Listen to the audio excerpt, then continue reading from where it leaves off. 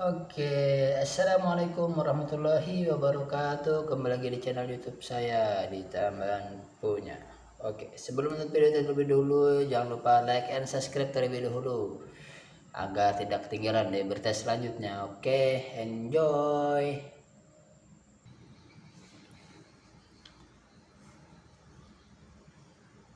Oke, langsung saja kita ke pembahasannya itu, dimana saya ingin bahas tentang kesantunan berbahasa. Oke, jadi kesantunan berbahasa ini terbagi menjadi dua, yaitu kesantunan berbahasa berdasarkan linguistik. Yang kedua, kesantunan berbahasa berdasarkan pragmatik. Langsung saja, apa sih kesantunan linguistik? Kesantunan linguistik adalah kesantunan yang dinilai dari segi bahasanya. Kesantunan linguistik ini memiliki 4 faktor pada untuk kesantunan. Yang pertama, itu panjang pendeknya tuturan. Semakin panjang tuturan, maka semakin santun. Semakin pendeknya tuturan, maka semakin tidak santun. Contohnya, pinjam buku tentu akan berbeda dengan bolehkah saya pinjam bukumu. Nah, seperti itu. Oke, lanjut yang kedua adalah faktor urutan. Nah, faktor urutan ini, kalimat ini juga sangat mempengaruhi. Jika kalimat perihal diletakkan di awal, maka akan terkesan tidak santun. Tetapi jika kalimat perintah diletakkan di akhir, maka akan terdengar santun. Contoh kalimat yang kata perintahnya itu di awal, itu seperti segera buang sampah ini karena hari ini kita mengadakan rapat. Tentu akan berbeda dengan kata atau kalimat perintah jika diletakkan di akhir. Contohnya, hari ini kita akan mengadakan rapat, segera buanglah sampah tersebut. Tentu dengan urutan demikian akan lebih santun. Oke, yang ketiga adalah intonasi dan syarat-syarat kinesik. Tentu di saat kita berbicara atau bertutur kata, intonasi sangatlah mempengaruhi. Kemudian ada isyarat-isyarat kinesik. Nah, jadi syarat-syarat kinesik tadi adalah apa sih? Oke, syarat-syarat kinesik adalah mimik wajah, kata bahasa tubuh, baik ekspresi kita, dan lain-lain. Karena itu juga menunjukkan kesantunan kita dalam berbicara. Yang keempat, pemakaian ungkapan menanda kesantunan. Contohnya, tolong, maaf, mohon, bolehkah, bolehlah. Nah, seperti itu dan lain-lain sebagainya. Oke, lanjut pembahasan yang kedua, yaitu kesantunan pragmatik. Apa sih kesantunan pragmatik itu? Ini ditinjau atau dinilai dari maknanya. Karena dari sebuah tuturan kita akan membahas kesantunan pragmatik.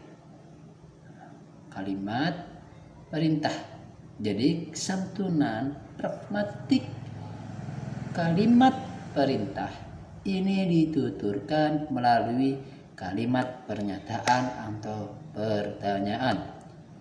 Jadi sebenarnya isinya itu kita akan memerintahkan kepada orang lain, tetapi kita kemas secantik mungkin menggunakan kalimat deskripsi atau pertanyaan dan kalimat pertanyaan tersebut. Terus kesantunan pragmatik ada maksimnya. Apa saja sih maksimnya? Yang pertama ada maksim kerendahan hati, terus ada maksim pujian, terus dan lain-lainnya banyak. Oke, ke pembahasan selanjutnya, yaitu keterampilan berbahasa. Oke, keterampilan berbahasa adalah suatu alat komunikasi untuk menyampaikan gagasan, pesan, dan informasi. Adapun medianya adalah bisa melalui media tulisan, bisa melalui media lisan. Bahasa juga memiliki peran yang sentral demi tercapainya masyarakat yang santun dan beradab. Seseorang dikatakan santun atau tidaknya itu bisa dinilai dari bahasanya. Tutur katanya itu meliputi nada makna yang disampaikan. Perlu kita ketahui semua bahwa ada 4 aspek keterampilan berbahasa yang harus kita ketahui. Yang pertama, menyimak. Yang kedua, berbicara. Yang ketiga, menulis. Yang keempat, membaca. Oke. Yang pertama, menyimak. Menyimak ini adalah kegiatan yang paling mendasar, dan menyimak berbeda dengan mendengarkan. Mengapa? Karena mendengarkan belum tentu menyimak. Oke. Nah, setiap orang pasti melakukan kegiatan menyimak ini melalui dari berita, mendengarkan cerita, mendengarkan televisi, mendengarkan YouTube, radio, dan lain-lain. Oke. Yang kedua, keterampilan berbicara. Oke. Yang kedua, keterampilan berbicara. Keterampilan berbicara ini pada umumnya dapat dilakukan oleh semua orang. Tetapi berbicara yang terampil hanya mampu dilakukan orang tertentu saja. Pada umumnya, berbicara secara umum diartikan suatu penyampaian maksud, ide, dan pemikiran serta isi hati. Oke, yang ketiga yaitu menulis.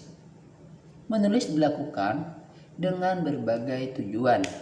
Ada yang hanya untuk mengekspresiasi dirinya, ada juga untuk menyampaikan pesan informasi kepada si pembaca, ada juga untuk mengajak para pembaca, dan ada juga untuk menghasilkan sebuah karya. Lanjut yang keempat, membaca. Yang keempat adalah membaca. Dengan membaca, si pembaca bisa mengetahui diri si penulisnya. Oke, membaca ada beberapa tujuan. Ada yang sebagai hiburan semata, ada yang hanya mengisi waktu luangnya saja, dan ada juga untuk mendapatkan informasi. Oke, mungkin ini materi yang bisa dapat saya sampaikan. Salah hilapnya mohon maaf. Saya Rifan dari PGMI semester 3. Mohon pamit undur diri. Wassalamualaikum warahmatullahi wabarakatuh.